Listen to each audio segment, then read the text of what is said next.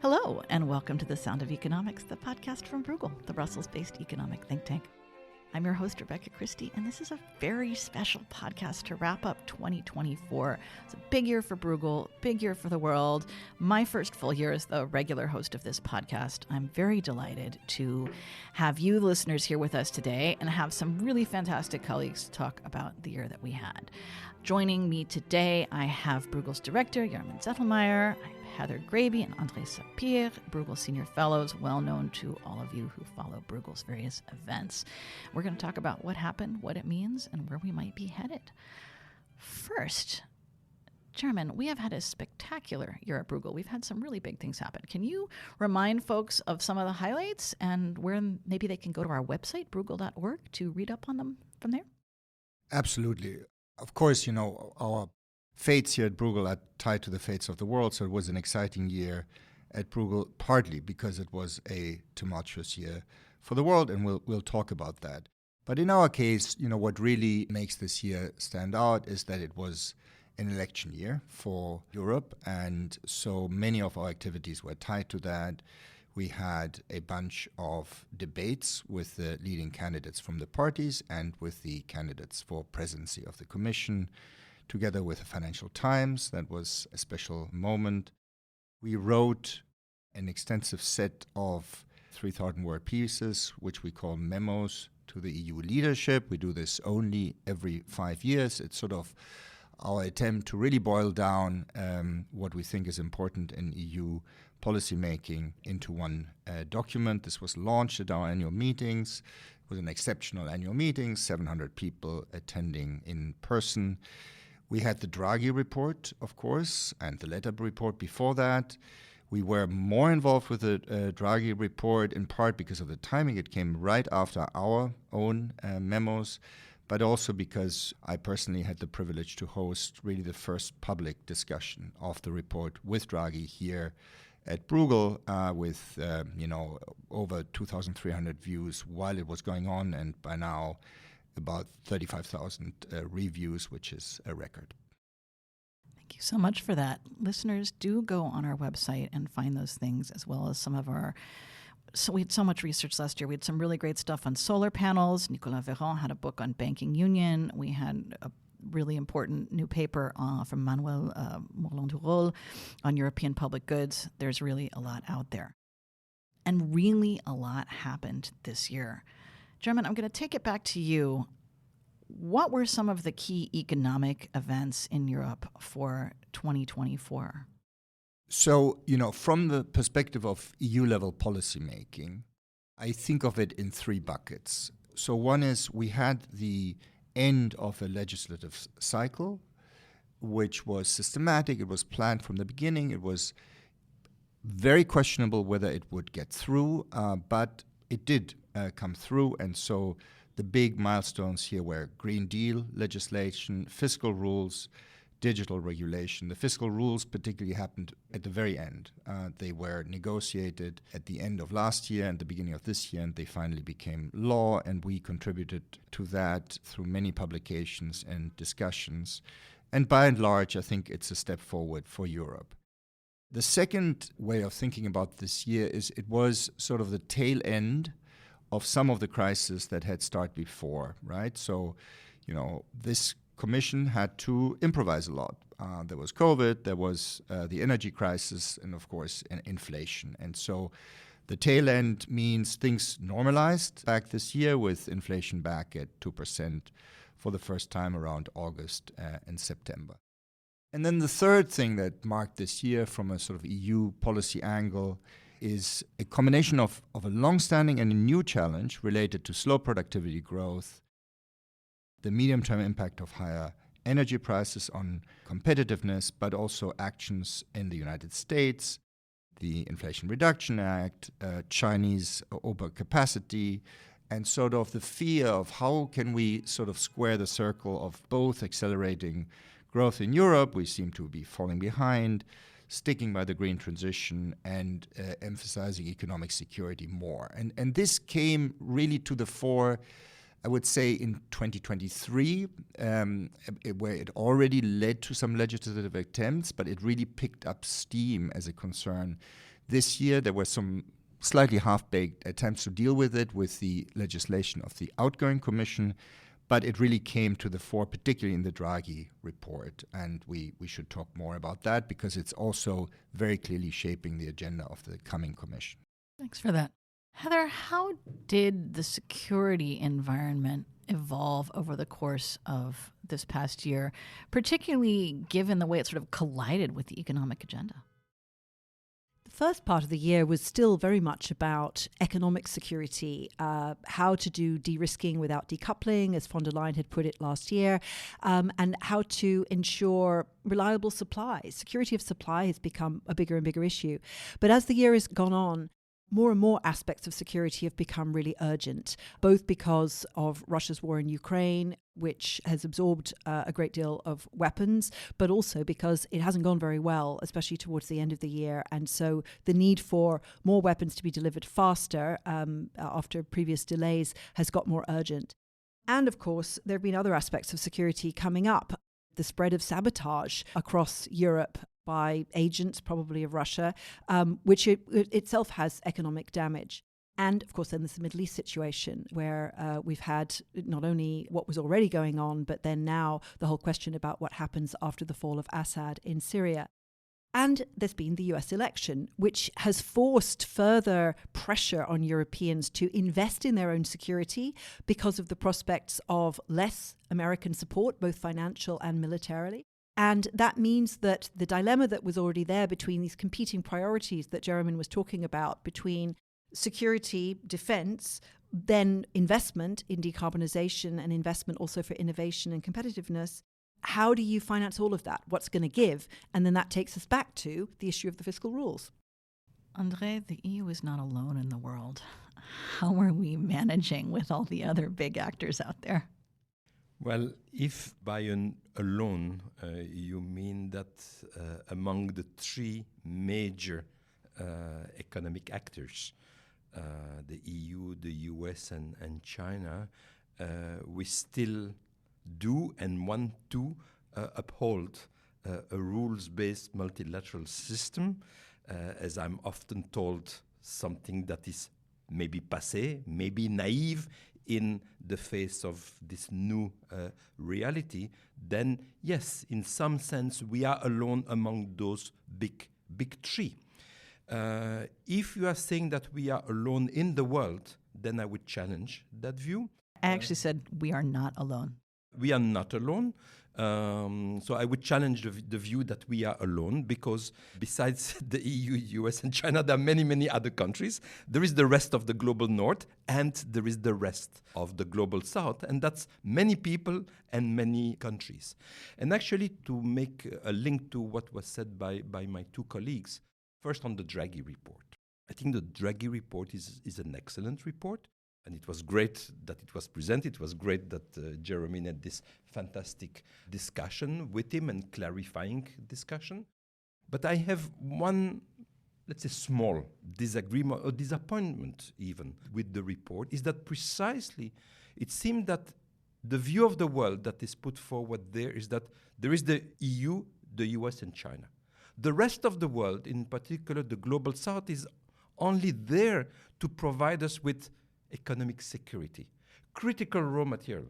The fact that the global south has also naturally development goals, and that has to fit with our strategy, both our security strategy, but also our competitiveness strategy, is not much discussed. So it's a view of the world which is in a sense very centric, not just of Europe, but of the big countries. And I think that is, in a sense, a missed opportunity. And I think an opportunity that many people in Brussels do see as necessary to deal with the fact that indeed the global south are sometimes difficult countries because there are so many, and they are very heterogeneous and difficult to to grasp. But they are very, very important, and not just as suppliers of raw materials. So two other issues that I would flag that happened this year obviously we spoke about Trump, and that's in the center of many, many, many things. But I would say two other issues. One is the electric vehicle. And that is, in a sense, at the center of the discussion about the green transition, competitiveness, and security. That sort of nexus. By the way, for the developing countries, it's something slightly different. It's also green. It's development. And it's also, in a sense, security. And security and development, they tie together. So yes, for the electric vehicle, the EU decided to put countervailing duties on imports from China. I thought that it was handled pretty well. I was not in favor of all of what was decided, but I thought that the EU handled it very properly according to the rule book. And I think I was very pleased that the EU did not go the way of the US, sort of regarding the rule book and sort of slapping tariff, regardless of any subsidy that China may or may not have given. And the other element, and that's at the end of the year, very end of the year, is Mercosur. No, this is a long-standing discussion, long-winding discussion between the EU and the Mercosur country that has finally been finished as far as the negotiation is concerned. Whether or not this will ever be ratified or even ratify anytime soon, there I think one can be a bit more skeptical. But I think it's good that the EU did that, and it's also forcing the discussion in Europe because it does tie to other issues of, again, competitiveness, green, and security. Now, the Mercosur members are in South America, which is very much the rest of the world, as you mentioned. Do you think this could, if nothing else, jumpstart the rules-based trading system or the WTO? Or because it is a free trade agreement, it is really offering an alternative path if the historic multilateral system jams up? So I don't see the deals that the EU concludes with either grouping of countries like Mercosur or with single political entities as being an alternative to the WTO. And quite in fact, I see it the other way around. Those deals they fall under WTO. The WTO does allow for free trade agreements. And if we had only networks of bilateral or regional deals without having this set of rules that they are all anchored to, I think that would be a total mess. That would be the jungle. That would be the rule of bilateral deals. No, those bilateral deals, they come within a bigger framework, which is the multilateral framework. And therefore, I do see them as complementary. And I think it's good that the EU is doing a deal with an important country, Brazil, but also a set of other countries, Argentina, Uruguay, and Paraguay, that sometimes has felt in recent times as we had a little bit abandoned them, indeed because of China. And, we also are pivoting towards the East. So I think it's good that we are doing that. We need to maintain sort of a global outlook on issues and have allies. Thanks for that.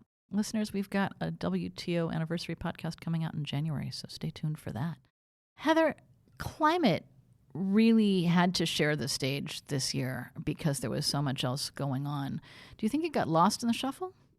The problem climate always has is that it's long-term.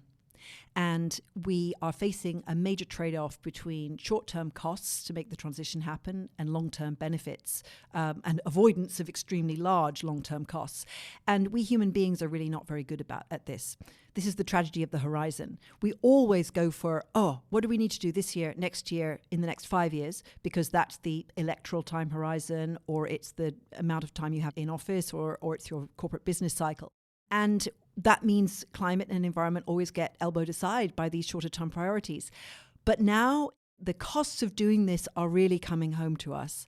So we've had horrendous floods, which have killed hundreds of people in Europe this year. Cost of, I would guess, several percentage points of GDP in some countries. It's actually really serious. And yet still the transition is going very slowly. And I think where we've come to at the end of this year is an understanding that the European transition has been happening, particularly on energy. It's hard to turn it back. That means that even if Trump, forces us to buy more US LNG, or we have protest from different sectors that are afraid of, that claim to their governments that if you allow us to close down, you're going to lose so many jobs that you'll lose several elections in a row, etc. Nevertheless, we're actually experiencing climate impacts. So that does bring it home to voters. So the question is now, where do we go next? It's no longer just about, we Europeans, we're leaders, how marvelous. It's about, okay, how is this affecting us at home? What are our global responsibilities? Having a big historical responsibility for the emissions that are already in the atmosphere, and also all of the emissions that are embedded in all that stuff that we import from elsewhere in the world, which should really count towards our own impact on climate. And we have yet another competing priority for funding, which is adaptation. Because our infrastructure not only needs to be upgraded to cope with floods, but also extreme heat and other problems. So I think water stress is going to be a huge priority. Also, this need for circularity in order to cope with our relative resource poverty. This is one thing Draghi really gets right for the long-term competitiveness of the EU, is he points out how we can't keep relying on what he calls the commodity import model, which started with colonialism, but still continues now, whereby we basically import most of our raw materials and intermediate goods. That's not good for our economic security, but it's also not good for the planet. So there's a much more holistic understanding, I think, beginning to emerge. But at the same time, there's a sense of short-term trade-offs between immediate priorities and the long term. So the question is, how do we stay the course? And how do governments stay the course, especially when some of the member states are very flaky, particularly the two largest?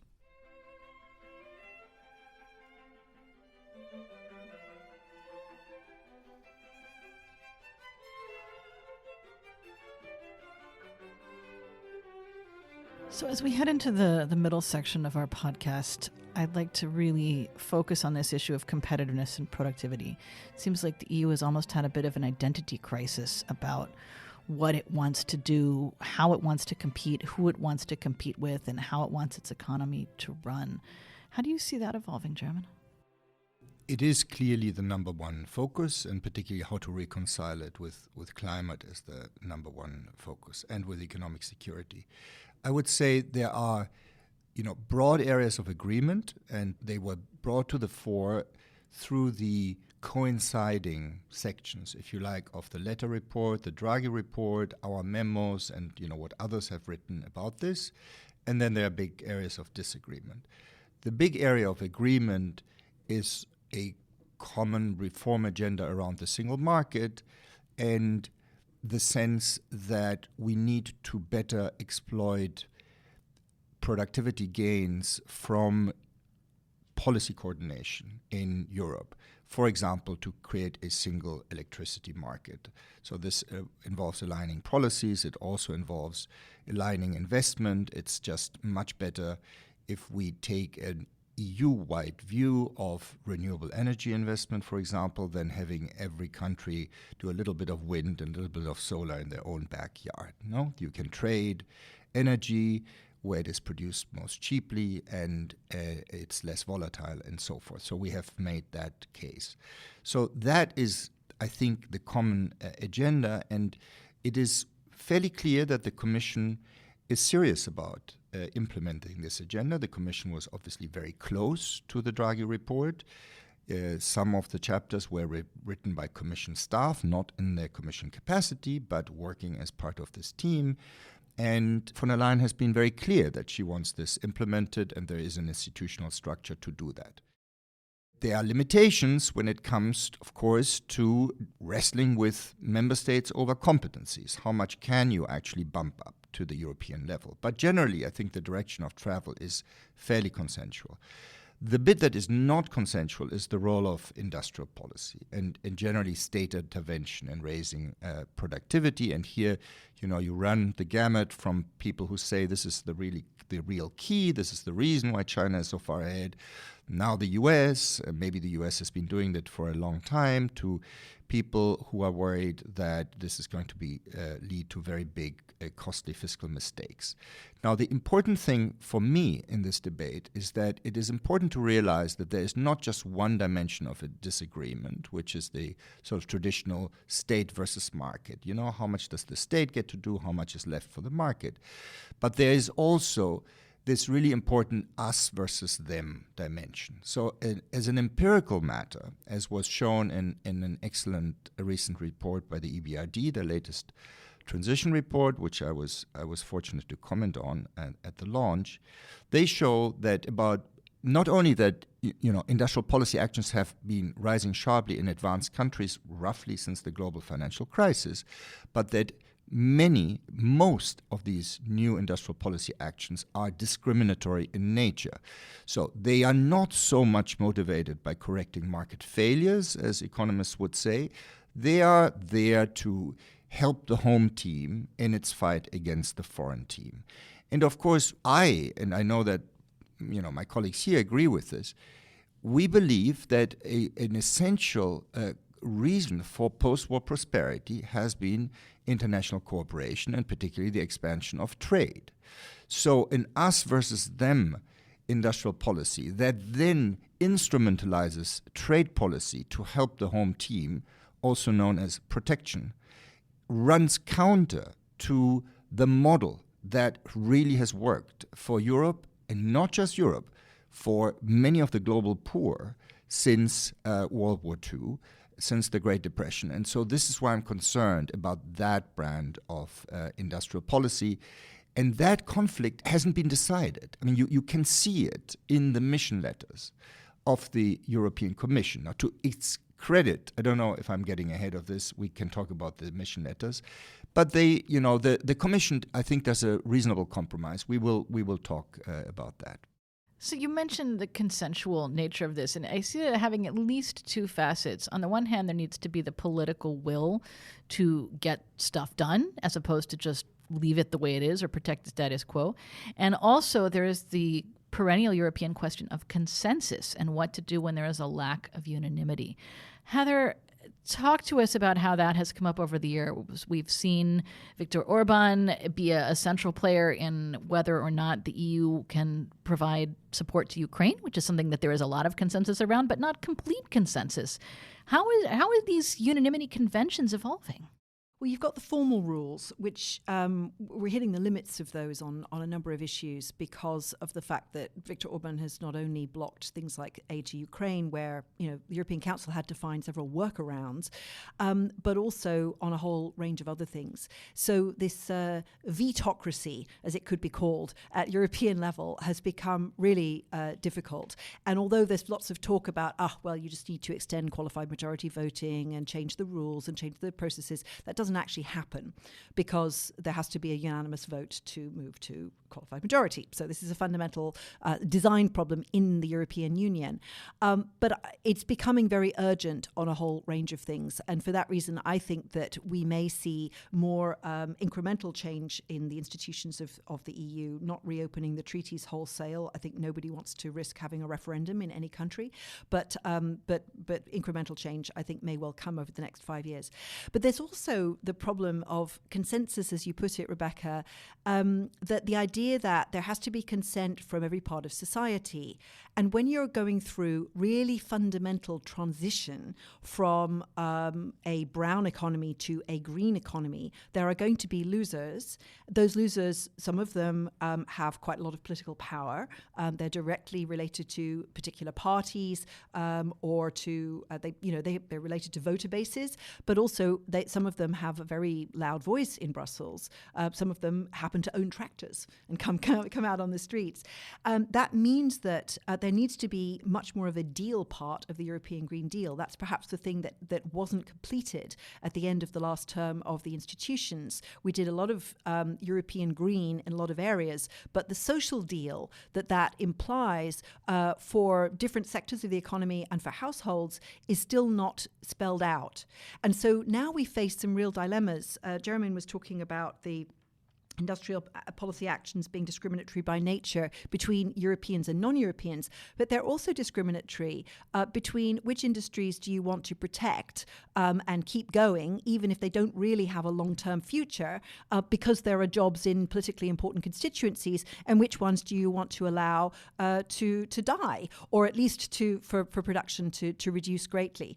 And I think we're in a real dilemma now where a lot of the arguments about economic security are getting muddled up with arguments about long-term competitiveness.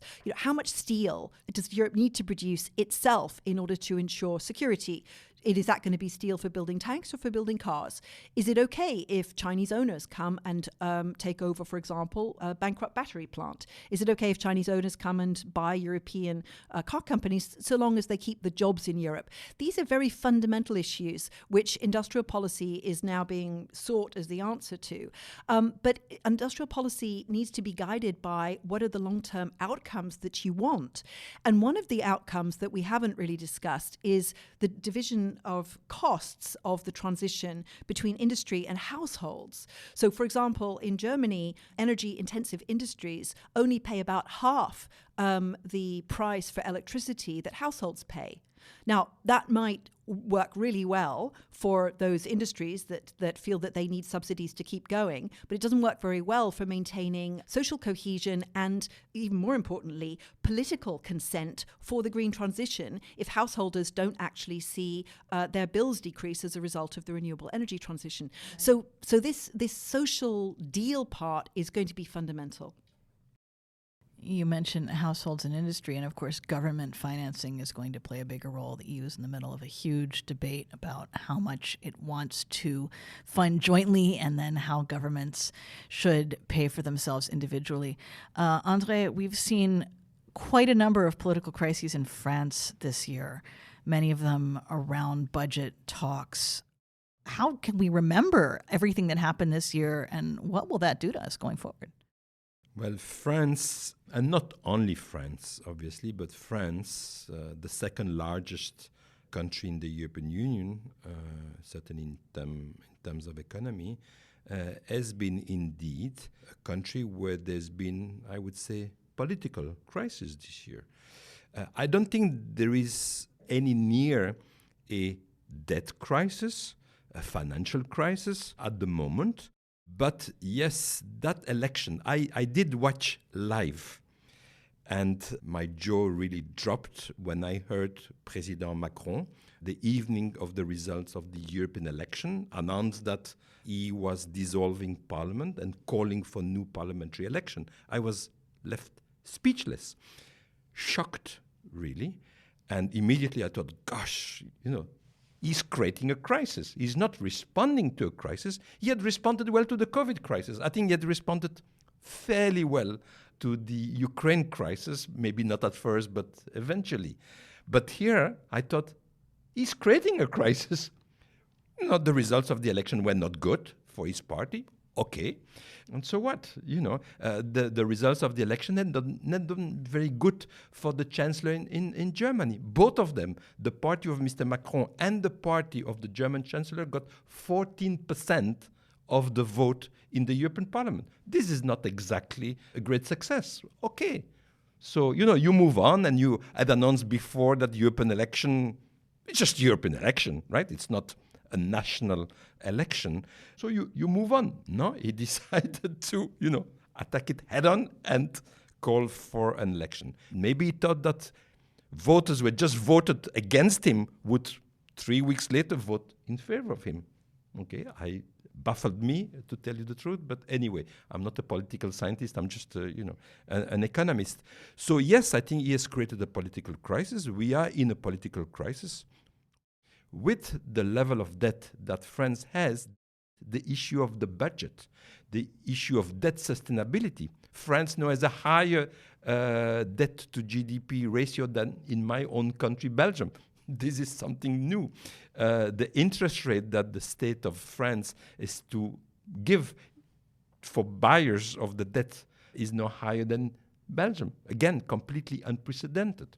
So, yes, I think, it's a bad combination. A political crisis with high debt can, at some stage, turn into a debt crisis. Again, I don't think we are there at all, but it could, and so it does worry me. Heather, can you briefly help us think about the far right and its change this year? In addition to Donald Trump winning re-election in the U.S., Giorgia Meloni seems to be doing very well in Italy.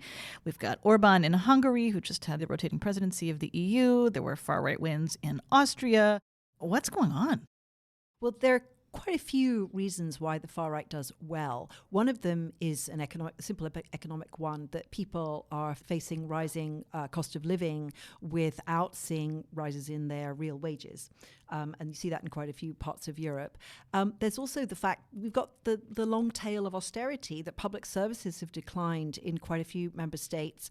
I saw a very interesting piece of research on Italy showing increase in support for the far right in areas that have had declining public services such as health, and where the far right blames immigration for the competition, as it were, for health and other services, also education.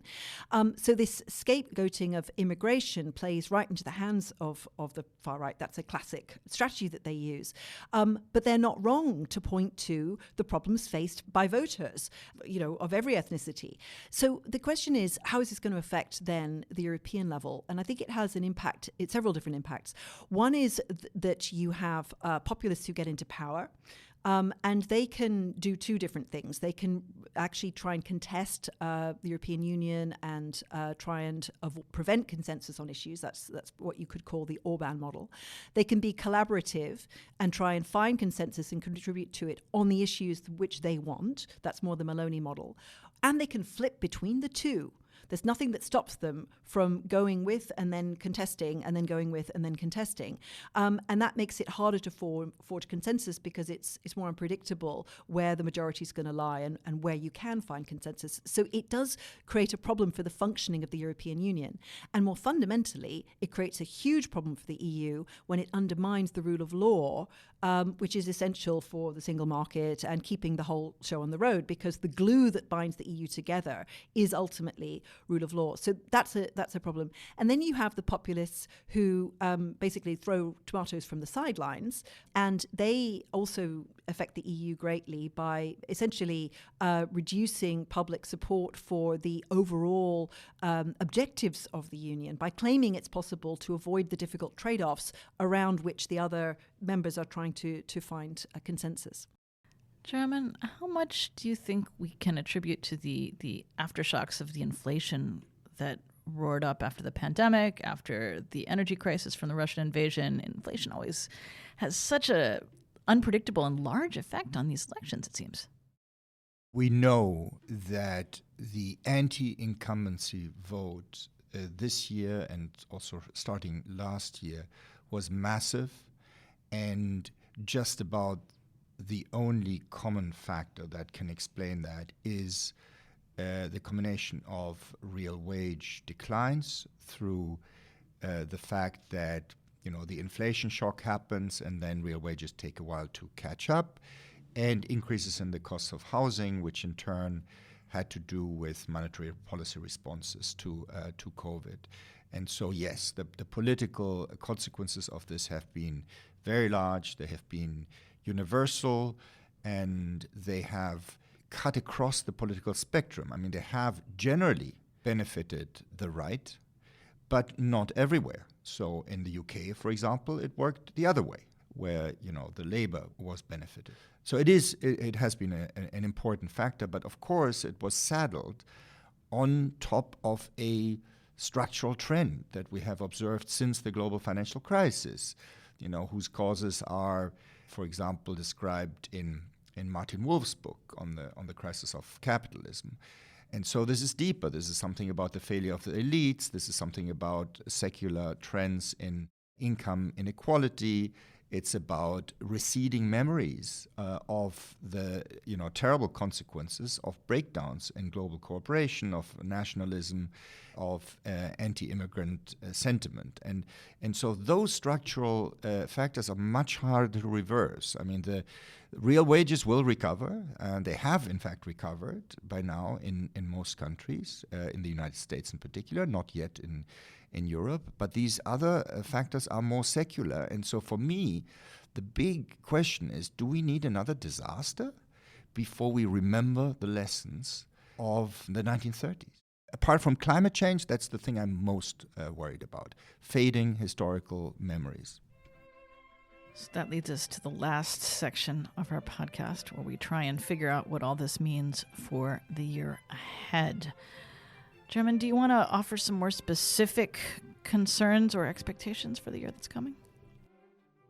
So, as far as the way in which the election and the problems of 24 have set us up for the next year, there's sort of good news and bad news. So let's talk first about the good news.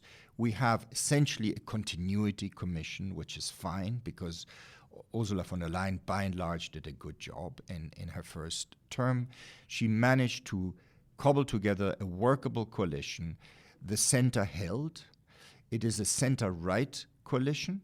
This makes it harder to get consensus, but at the same time, if you look at the essential priorities of von der Leyen 1, they're also there in von der Leyen 2, including persevering on the Green Deal. So this is all good news. The difficulty is that the tensions that we discussed at the beginning, in particular the extent and the form of industrial policy, how it will be financed, to what extent it will be discriminatory and protectionist, they have not been clarified. And so they have not been clarified even within the Commission's platform, let alone in the relationship with member states. What we can say is that the Commission has embraced the pro-industrial policy line of the Draghi report, but subject to two constraints that Draghi to some extent ignored, and one is good, one is bad. So the Commission, for me, good side, is taking the international trading rules seriously. They're not going to, set out by wanting to violate them. So some instruments that, for example, Biden embraced, like local content requirement discriminating in favor of a domestic producer, they are openly illegal. They will not happen. Instead, there will be bi-European provisions through procurement, which may or may not be problematic, but they are certainly less problematic than open violation of the rules. But then the other bit, where the Commission, out of a sense of realism, has gone in a different direction of Draghi, and I understand why, but I'm still very worried about the consequences, is that they have essentially taking a realistic view of how much money will be available at the European level to conduct industrial policy. And so if you want industrial policy, but you're not going to have a lot of money at the European level, the only way to do it is to allow member states to do it. And this requires a generous interpretation of the state aid rules, which are supposed to safeguard competition and level playing field and the internal market. And so this is a little bit of a problem. And, the tension is unavoidable. So, you might take a somewhat less friendly view towards industrial policy, and then you need to be less forgiving on state aid rule. But I agree, we have that tension. What has not been figured out yet by the Commission is what sort of governance structure we can build to minimize that tension. So there will be sort of big challenges in implementation, and they could cause significant strain both on the substance of policies and politically. Let me immediately connect to what Jeremy said. I will first rephrase it. So he said, and I would agree, that Europe at this stage does need some kind of an industrial policy. And the reason why we need some kind of an industrial policy, I would say a policy of industry, and it's because of the climate transition. The climate transition means that essentially our industry in Europe, as in other parts of the world, need to transform itself. And that requires some degree of coordination. And that's what the industrial policy that is needed. Government needs to play a role to coordinate the actors, the private actors, both consumers and producers, in order to move in a certain direction. So yes, there is that need. Then the question is, what kind of industrial policy does Europe need? Recognizing that we need what kind of industrial policy? I would completely agree with Jeremy. We don't need an industrial policy that amounts to protectionism. That would not be good for us, and it would not be good for the rest of the world. But then there is the other question that I think Jeremy addressed at the end of his last intervention, and that I share, is it a European industrial policy or is it a member state industrial policy? Now, that question has been a problem for us for a long, long, long time. I'm reading at the moment a book that I had read 60 years ago, nearly, The American Challenge. Many of you will remember that book. It was written by a French person, Jean-Jacques Servan-Schreiber. Le Défi Américain, The American Challenge, written in the 1960s. It talks about competitiveness. You could say an early Draghi report. Many of the issues addressed in the Draghi report are there already in a very stark manner, perhaps a little bit depressingly so. But the issue already there is one of our Achilles heel is that, yes, we need those policies, and he wants policies to respond to the American challenge. But for God's sake, it should not be national policies. We need European policies. And so that problem has been with us through generations. When Delors came with the single market, it was a response also to a challenge. And the view that industrial policy at the European level was going to be the single market. This is our industrial policy.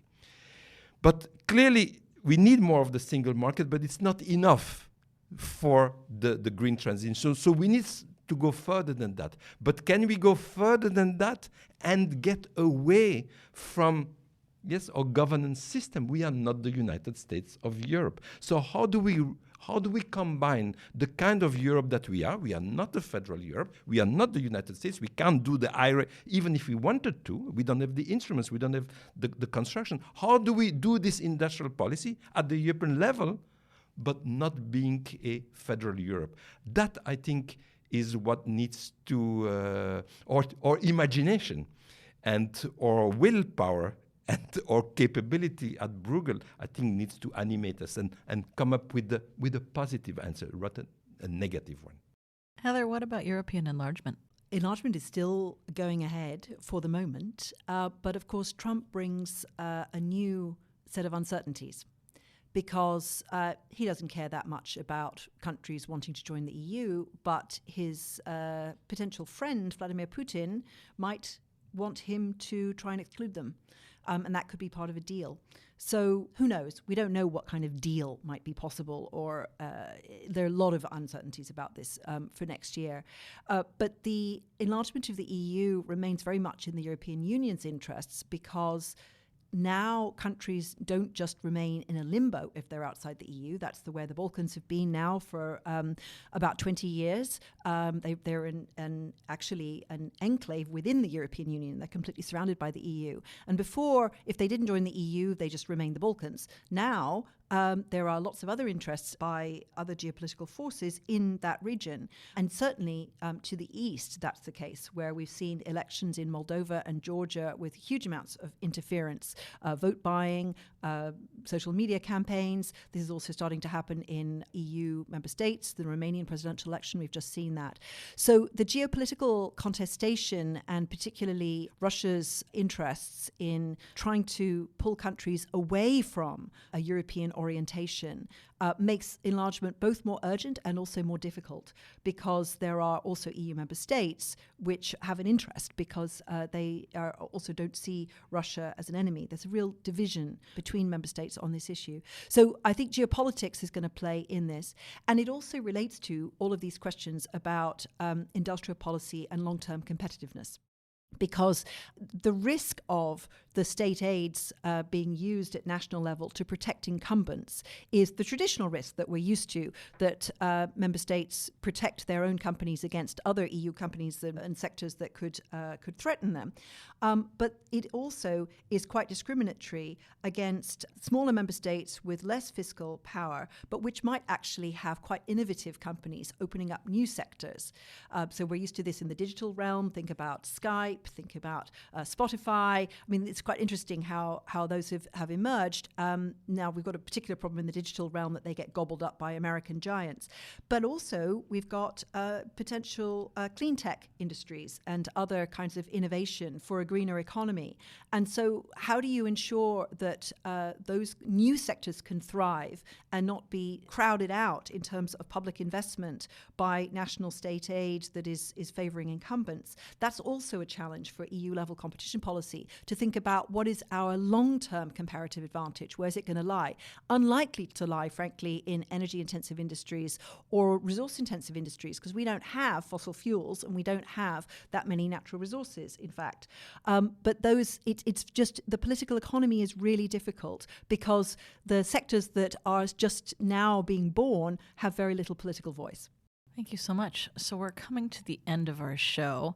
I'd like to get a quick one prediction and one question from each of you, and I will maybe also throw one in. My question is, I think that a crisis is coming, but I don't think we know from where. I mean, even more than usual. And so I see the EU really regrouping on the question of joint finance, in part because it doesn't know what the consensus developing crisis will be. And then my prediction is that in a few years, the Enrico Letta report will be at least as influential as the Mario Draghi report, because my personal view is that the Letta proposals have more staying power and are less tied to this political moment and may continue to be useful in developing the single market for years to come. André. So I will say a word about Letta and Draghi, since you're putting them, in a sense, together. So I could sort of play the role of the person who have seen it all for the last 20, 30, 50 years and said, oh gosh, another report. We have been there before. All those previous reports have not been implemented. You wrote a very nice one. And my bet is that this one won't be implemented either. That's not my prediction. My prediction is that we are at a different stage. We are not just in an economic a situation, a competitiveness issue from an economic side that ties in with geopolitics. And I think I'm taking, therefore, quite seriously the competitiveness compass that Mrs. von der Leyen has announced in her speech when she was reappointed by revoted in with her commission a couple of weeks ago. So I think, yes, we are going to move forward. Certainly not the whole thing, because we are not equipped to deal with the whole thing, but something will remain, and the part that indeed ties in, I think, with security. So all the defense part of competitiveness, I think this will be there, including presumably even with the joint fund and joint borrowing for defense. The 100 billion, not the 800 billion of COVID, but the 100 billion for security, for defense. I think this is quite realistic. Bold. Heather. So my prediction would be that over the next year, we are going to get a lot more worried about infrastructure in Europe, particularly protection of infrastructure from sabotage, for example, by Russian agents, and also protection of infrastructure from climate impacts as they get bigger. So that will also require joint money. So we come back to the money question. So my question is really, will the EU change its funding arrangement? So there's the joint borrowing issue, question that André raised, but also the multi-annual financial framework, the EU budget, new proposal due from the Commission in the first half of next year. This is a quite small amount of money in terms of 1% of EU GDP, but it's a solid money. Will that fundamentally get changed? Will the Common Agricultural Policy become the climate adaptation policy? So my main question and concern is how the Trump administration will influence the next steps on Ukraine. and how we will deal with it. And of course, this is a very significant concern. The reason why it's a question mainly is because I think there's a wide spectrum of outcomes that is somewhat plausible, including one where the EU rises to the challenge of greater support. The fact that the greater support is forthcoming strengthens the bargaining position of Ukraine, and we come to a satisfactory outcome, notwithstanding the pressures from the United States and the propensity of Trump to do deals with Putin. And I think my prediction, and here I'll take a little bit of a risk, is that on the whole, the fragmentation effect of Trump and the national populists on Europe will be outweighed by the unifying effect of the common problems that we will have to face. And so I think we have, in principle, a framework out there, a model on which we come together, which is in a sense drawn out by the current coalition that is backing the European Commission, that can work in a broader way. So I do think that probably on the whole we are being a bit too pessimistic, and that we are getting to the point where the sort of deep political forces and institutional strengths of the EU will start pulling us into the right direction. Big year behind us, big year ahead. Thank you, listeners, for being part of this podcast, for reading all of Bruegel's work and checking out our events. There is so much there for you to discover if you have any downtime over the break, and so much coming up as we head into the new year.